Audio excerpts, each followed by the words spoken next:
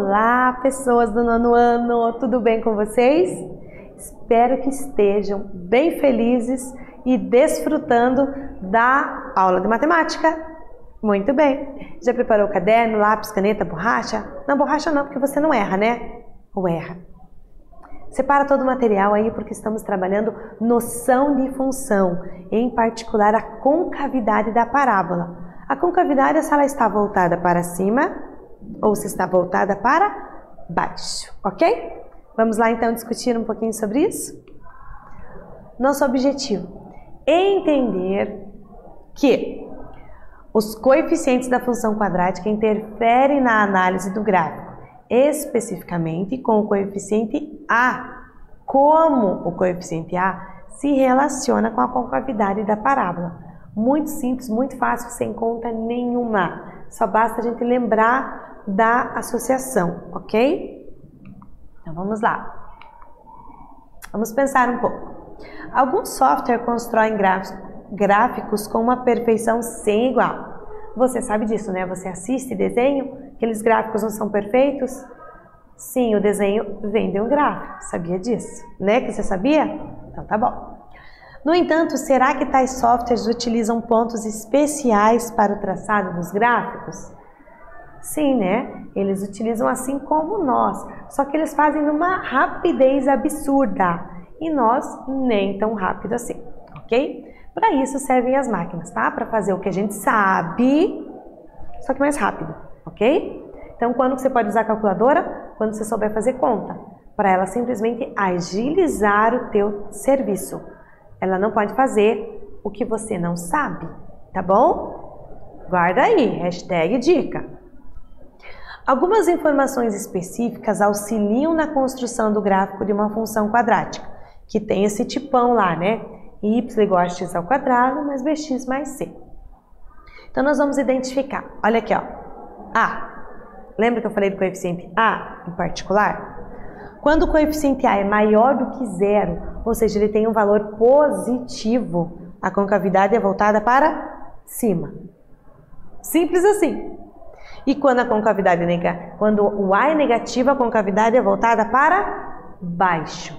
Só isso, acabou. Já temos definida a concavidade, ok? Definindo a concavidade, eu já sei que aqui eu vou ter um ponto de mínimo e aqui eu vou ter um ponto de máximo.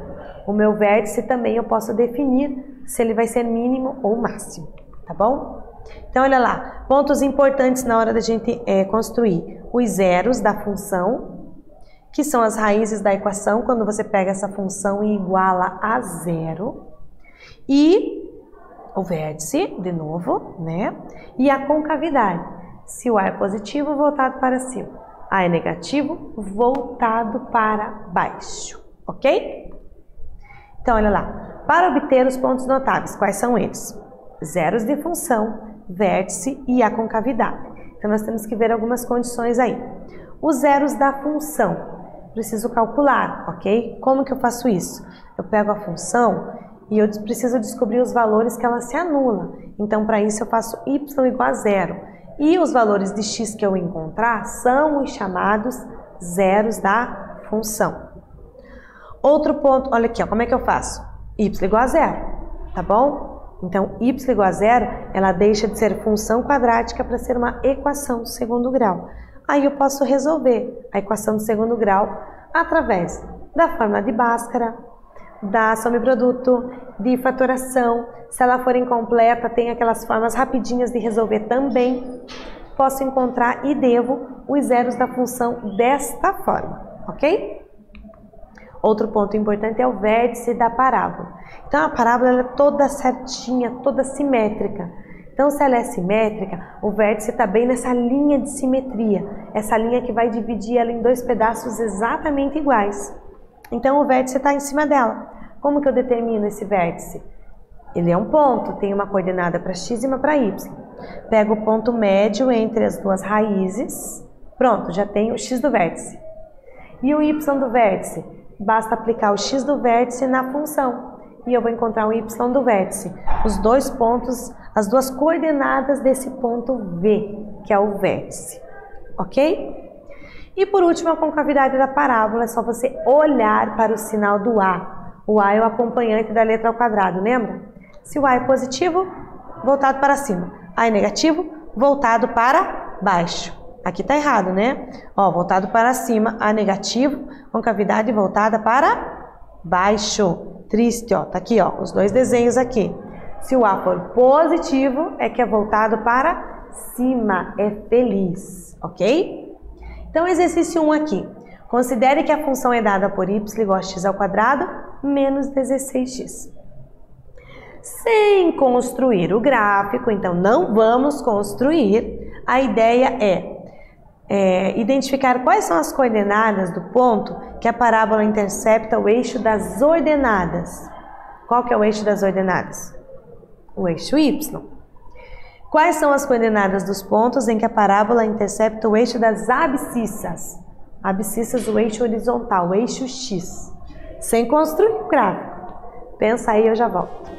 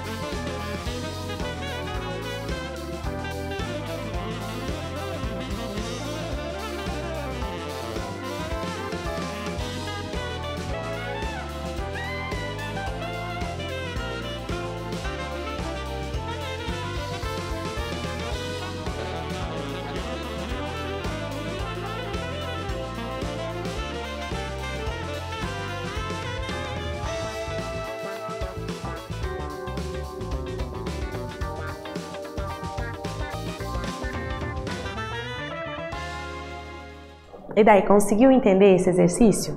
Então, ele quer que você determine aonde que o gráfico corta o eixo Y, que é o eixo das ordenadas, o eixo vertical, e aonde corta o eixo horizontal, que é o eixo das abscissas, o eixo X. Sem fazer o gráfico, entendeu? Tendo o gráfico é muito fácil. Agora, tendo só a funçãozinha lá, algébrica, como que faz? É fácil também. Vamos lá?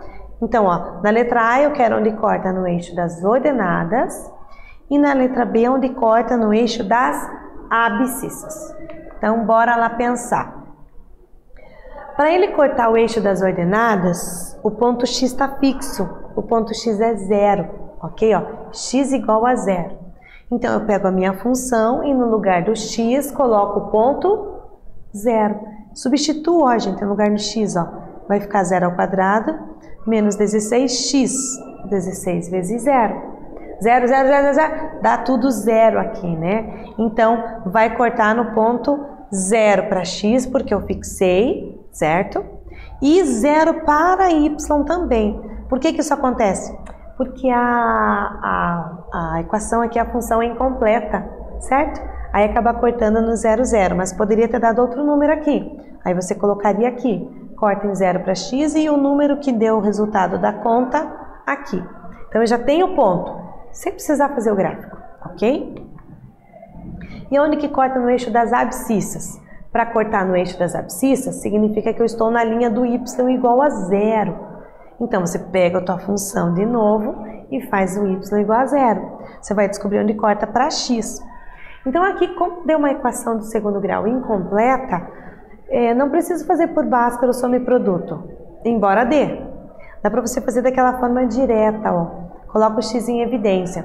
X vezes o que sobrou, x menos 16 igual a 0. Quando eu tenho um produto que dá 0, cada uma das parcelinhas aqui, certo? Dos fatores, tem que ser igual a 0. Ou um ou outro. Então, ou x é igual a 0 ou x menos 16 é igual a 0. X igual a 0 já sai a resposta direta. X menos 16 igual a 0 é uma equação do primeiro grau. Só passar o 16 para o outro lado. Pronto, x igual a 16. Então, ele vai cortar no eixo x em 2 pontos. No ponto, ó, fixei o y está nulo. No ponto x igual a 0, ou seja, na origem, e também no ponto 16 e 0, é onde vai cortar, são as raízes, 0 e 16, onde corta no eixo x. Bem tranquilo, né? Então, para ver onde corta no eixo y, faz o x igual a 0. Para ver onde corta no eixo x, faz o y igual a 0, tá bom? E para onde corta no eixo y, o x é igual a 0. Fechou. Sem fazer o gráfico, você consegue descobrir esses pontos. Tá bom? Tinha feito isso? Conseguiu? Espero que sim. Um outro ponto notável da parábola é o ponto de interseção com o eixo y, que é muito fácil, gente. Precisa fazer a conta como a gente fez? Não, não precisa. Porque o coeficiente c da função aqui, ó, quadrática, corresponde à ordenada desse ponto. Ou seja, aonde que corta no eixo y? No coeficiente c, gente. É o termo independente, né, que não tem letra. Então, olha aqui, ó. Aqui corta no 2. Qual que é essa função? Tá aqui, ó. Menos 2x ao quadrado mais 3x mais 2. Corta no 2 positivo. Pronto, já sei. Essa outra função, meio de x ao quadrado menos x menos 1. Vai cortar no eixo y no ponto menos 1. Bem tranquilo de você ver sem precisar fazer conta. Então, onde corta no eixo y também é só olhar para a função. A concavidade, só olhar para a função. E os zeros, esse tem que fazer a conta daí. Usa Bhaskara, some produto, o que você quiser, para encontrar o x1 e o x2. Certo? 2.